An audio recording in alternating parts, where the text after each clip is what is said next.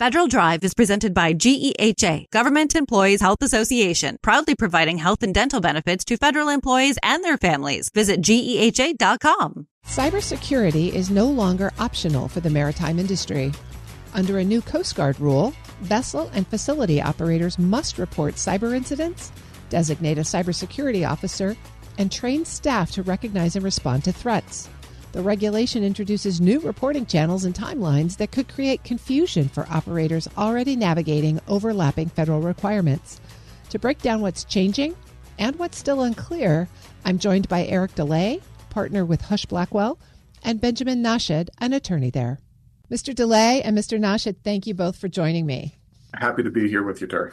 Benjamin, I want to start with you and with the basics. What is this new maritime cybersecurity rule from the Coast Guard, and what do agencies need to know about it? Sure. So this rule was published back in January of 2025, actually, and it's kind of a game changer for U.S. flagged vessels, outer continental shelf facilities, and pretty much everyone regulated under the Maritime Transportation Security Act. And the way it sort of works is there's 3 phases to it. It's going to happen over the next 3 years. It begins with sort of a reporting phase, a training phase, and then a planning phase. So first up, starting on July 16th, 2025, all regulated organizations have to report certain cyber incidents to the National Response Center. The National Response Center was not created by this rule. It's existed since the 70s, and it acts as the main government hotline for all kinds of environmental and maritime emergencies. So traditionally that has been things like oil spills or chemical leaks or even security threats on the water. But now with these new rules, cybersecurity events have also been added to that list of reportable things. The Coast Guard also defined what they think of as a reportable cyber event, and that's any event that significantly disrupts or threatens to disrupt even the safe or secure operation of a vessel or a facility. So we can think of traditional cybersecurity things like unauthorized access or malware attacks or denial of service situations, but we're really also focused on anything that's going to compromise the navigation of a vessel or its propulsion or cargo handling or security systems in general. So that's the reporting part of this rule. The next part is a training part of this rule, and that starts in January 2026, so January 12th, 2026. By then, anyone who can access IT or OT systems needs to finish some type of cybersecurity training. The Coast Guard wants everyone to know the basics of cyber hygiene, to be able to spot threats and use safe practices when they're operating critical systems. And they mean everyone, too. They want temporary hires, contract employees, part-time folks, everyone to take this sort of training. And it's not just for existing staff. Any new staff that come on have to take this sort of training within their first 30 days. And it doesn't stop there either. Going forward, you have to repeat this training every year to stay in compliance. And then looking even further ahead to the final portion of this rule, by July 16th, 2027, there's a few more big requirements. Every affected organization has to appoint a new cybersecurity officer to carry out a thorough cybersecurity assessment and then send a cybersecurity plan to the Coast Guard for approval. That plan needs to cover how you're keeping systems secure, how your staff are trained, and how you intend to respond to incidents when they come. The Coast Guard has recognized that this might be difficult for some organizations to comply with or to implement, so they have opened a comment window for folks to comment on delaying these, and they even have a provision in there for organizations to apply for waivers. But the first part of this has already gone into effect, and so organizations now need to be reporting to NRC any cybersecurity event that happens. That is a really helpful overview. And just one more piece of that, which agencies or activities or organizations does this rule cover? Sure. So it covers any U.S. flagged vessel. So any, vessel operating in the United States that's been flagged by the United States. Outer continental shelf facilities. So those are things like oil rigs, things that are outside of the coast. And then the other part is sort of a broad spectrum, Maritime Transportation Security Act covered entities. That includes things like ports, terminals on the ports, facilities next to the port. Sometimes if you're driving along the highway, you can see the cranes or you see like those big tanker facilities. Those are all included in this rule too. Thank you. And Eric, let me go to you. How does this rule fit in with the broader cyber infrastructure and environment? Great question, Terry. It's similar, and it is moving in a consistent direction with where the government and the nation have been moving, but it is not as well aligned as perhaps it could have been. So across the critical infrastructure ecosystem, all 16 sectors that the federal government has identified, if we think about those groups that are vital to the U.S. economy or where damage would have a deleterious, grave, and significant effect on the United States, those sectors we have seen a desire from the government, and either through a carrot and stick methodology, a desire for them to improve their cybersecurity posture. On the maritime side, there are existing regulations under 33 CFR 16-1, which has really been around since the 1950s, that identified a requirement for maritime covered entities to notify the FBI if there was sabotage, subversive activity, actual or threatened cyber events, and to notify the FBI and then subsequently CISA immediately. This rule tweaks or adds sort of a different layer of a reporting requirement to it, and that's where we see some of the, I wouldn't call it inconsistency, but perhaps not as aligned or as efficient as the regulated community may have hoped. The covered entities that weren't under the previous rule that I just mentioned now have a requirement to notify the NRC, as Ben mentioned, without delay. So you have, from the industry's perspective, in my opinion, two different rules for two different parts of the industry to contact a different part of the federal government and under a different time schedule. They're similar, and there is the advancement of a consistent goal of sharing information, allowing the government to see if there is an incident that might ripple across the industry. But the schedules aren't the same. If you have people moving from one side of the industry to the other, they now have to figure out who they have to call and when.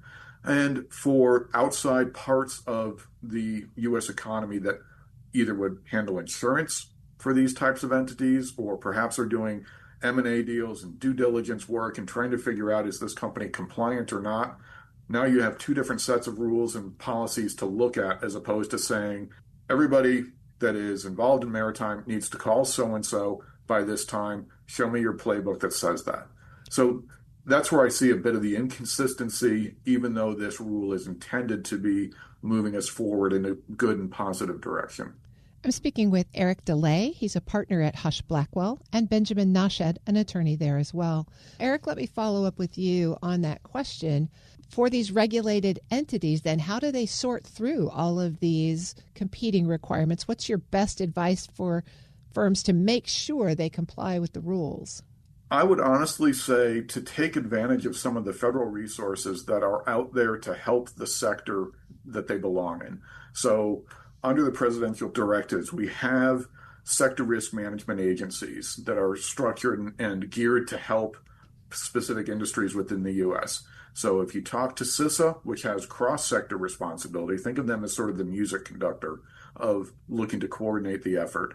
And then within the maritime sector, looking at the Coast Guard to say, how am I supposed to do this? How are you helping small businesses or smaller entities look to comply? Making sure that you've got a little bit of feedback, or that you are with that agency, or that you partner with FBI and InfraGard, which is their community watch program for critical infrastructure, to make sure you have a point of contact that you can call with questions before a crisis or an event kicks in and you're into the reactive stage. Thanks. That's helpful. And Benjamin, let me come back to you then. From a legal, maybe an operational standpoint, what are the biggest risks or liabilities for firms if they don't meet these requirements, or if they don't meet them on time? Sure. So maybe I'll even step back from that too. I think the last couple of years have really demonstrated that there are vulnerabilities out there, even in the maritime space. I think sometimes when we think of cybersecurity incidents, we think of financial institutions or we think of personal data, but there have been a number of incidents over the last couple of years, and they're only increasing, where malicious actors have hacked into vessel operations or even port operations. And so from a just practical standpoint, compliance with these sorts of things is helpful to the industry itself. And Eric, what about the liabilities for the individual firms who don't comply or don't make it on time? That's a good point because the final rule doesn't specifically call out enforcement mechanisms. So what we're doing is relating it back under the Maritime Transportation Security Act, the MTSA that Ben mentioned earlier. And there the Coast Guard has the power to issue penalties for noncompliance, deny or revoke approvals of a security plan that has previously been in place. A fun one for the regulated community, undergo unannounced inspections, or through letters of corrective action, direct that covered entity to change its procedures in order to be brought back into compliance. I've been speaking with Eric DeLay, a partner at Hush Blackwell, and Benjamin Nashed, an attorney there as well. Thank you both for giving us a pretty clear definition and understanding of this new requirement. You bet. We'll post this interview at federalnewsnetwork.com/Federal Drive. Subscribe to the Federal Drive wherever you get your podcasts. What makes a great leader in government?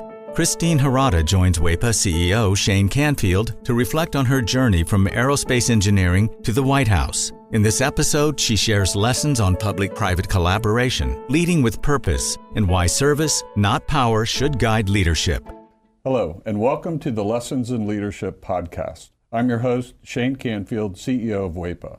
Today, I'm joined by Christine Harada, former Senior Advisor at the Office of Federal Procurement Policy within the Office of Management and Budget. Ms. Harada, welcome, and thank you for joining me. Thank you so much for having me. You spent portions of your career working in both the public and the private sector. And from your experience, what makes leadership in the federal sector different than the private sector? At the highest level, leadership in the public sector is very fundamentally at its core mission-driven. Right? The work is in the service of the public good, and the goals and the programs are frequently long-term, they're systemic, and they're incredibly complex. And success, isn't necessarily measured by quarterly earnings.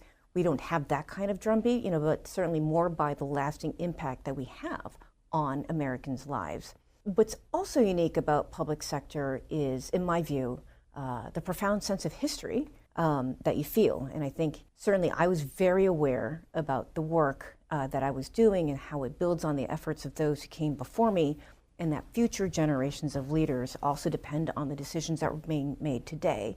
And that, for me, certainly provided a greater weight of responsibility. That's a wonderful answer. And I was in the private sector for much of my career, and now WEPA is a nonprofit, and I really relate to what you said about being mission-driven rather than profit-driven. You've got a long-term view, and always at the core of it is serving others. Yes. Is there a moment that stands out to you from early in your career that influenced your leadership style later on? I started out my career as an aerospace engineer, building satellites in airplanes. And when I first entered the workforce, my organization at the time had 120 people. We were a large company, 120 people, 4 women, and I was the only woman of color. I was also the youngest throughout the entire organization. And so, I remember having an experience when I was doing some engineering work. We had a design review, and I had seen some issues with the flight software that I pointed out. At the time, they're like, maybe it's not really that big of a concern. I was like, but in my heart, I knew that the issue was real and stayed with it. And sure enough, a few weeks later, that topic came up again, and we addressed it. Turns out my concern did indeed prove to be valid. And so it's just one of those experiences that really sank into me around ensuring that I am listening to everybody, period, end of story, within the organization, really thinking through about how do we take into consideration opinions from all different spectra. As a third-generation Japanese American, right, I was raised to be humble, keep your head down, and work hard, etc. But at times, leadership also requires you to speak up, do so politely, with courage, etc. Even though you may be the only voice in your room, but certainly trust your voice. It also really helped shape my belief around diversity. DEI programs right now are viewed in a negative light. We're all mosaics, and they become better because you have those different experiences. And that's really stayed with me throughout the entirety of my career. The diversity issue is a really big one coming from the insurance industry. That's an industry which is working on that. It's really a diversity of viewpoint and perspective and experiences that does influence your business. And more diverse employee bases absolutely helps. Was there a time in your federal career, perhaps when you were at OMB, that you faced what you consider a real challenge? And how did you overcome it? One moment that really stands out in particular was when I was serving as the Federal Chief Sustainability Officer during the Obama administration. We had set, like many administrations, had set some really ambitious goals, very, very, very ambitious goals around how do we think about making the federal government's operations much more sustainable. But the challenge wasn't so much about the scale or the technical capacity of the organization. A lot of it was really centered around the funding. We overcame this largely by being very strategic, helping out with blocking and tackling with the variety of legal issues or legal questions that might have come up, like how do we address this? Certainly in the federal government, you're more often leading through influence as opposed to pure form authority, and that you really need to listen deeply, communicate clearly with folks, building out those coalitions and engaging with your stakeholders. And I know many folks in government speak like that, but that is the truth. As someone who's spent time in both the federal and the private sectors, what makes the relationship between the two sectors important? Certainly, it's an absolutely essential partnership, and I would add on to that, like nonprofits or philanthropic organizations. As I mentioned before, I'm Japanese American, and in Japan there's a symbol for thunder, which looks like 3 arrows pointing, around each other in a circular pattern, kind of to represent the swirl, if you will, of clouds. And that's kind of how I view the relationship between the government, the private sector, and the nonprofit sector. The government frequently sets the vision, the policy, the direction, but of course it's the private sector that brings the capital, the innovation, the skill set, the capabilities, et cetera, to be able to execute. Partnering with that, of course, are the nonprofits who may be supporting the surrounding society. Public-private collaboration is not just about contracts or compliance, but it's also about figuring out what's your shared purpose. That's when real transformation can and does actually happen. In life insurance, there's a concept, lifetime value, where bringing a new insured in costs a lot more money than the amount of premium. And so when you talk to commercial carriers, it's a similar kind of thing. You need to bring them into the concept that they're going to be with us 20 years, and after 5 years, you can ride through that. But it's a concept that isn't easy for commercial businesses to understand. That's a partnership too. Very, very similar. What advice would you give to somebody aspiring to become a leader in government? There are 3 things, right? So firstly, around leadership in government, you want to make sure that you're leading with purpose. You want to stay grounded in your values, and don't underestimate the power of relationships. Remember why you entered public service in the first place, and that'll help carry you through some of the inevitable challenges that you're going to face.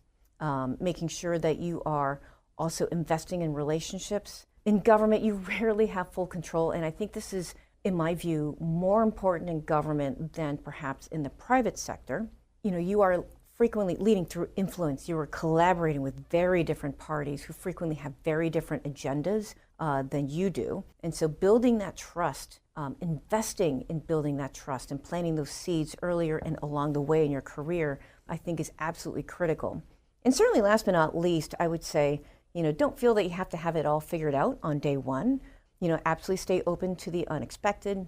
Say yes to the opportunities that stretch you, and know that you can lead from wherever you are. It's not just about position or hierarchy. It's about the impact that you can have.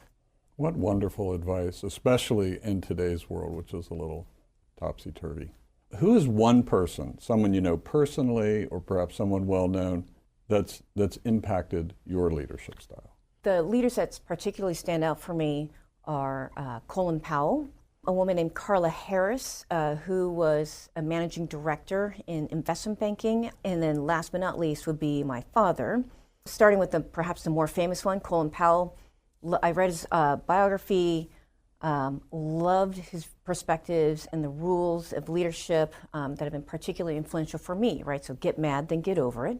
Share the credit. Perpetual optimism, a force multiplier, things of that nature. And hearing his story was certainly very inspirational for me. And so I certainly very much look up to him and as a role model.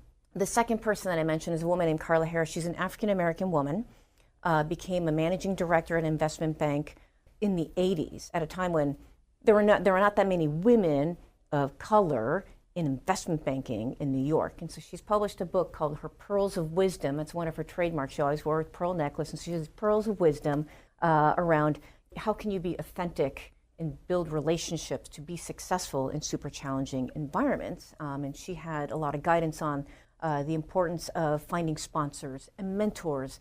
And certainly last but not least, my father is really my why for I do a lot of the work that I do in the public sector.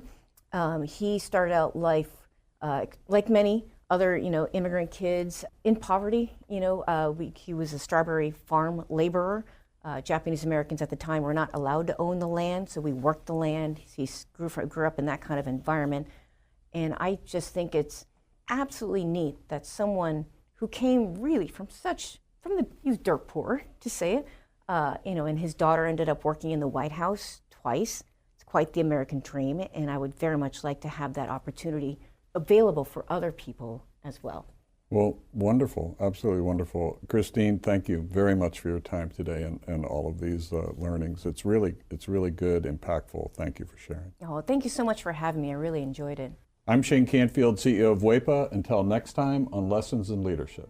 Find the full podcast and future episodes of Lessons in Leadership on the Federal News Network app and anywhere you enjoy your podcasts.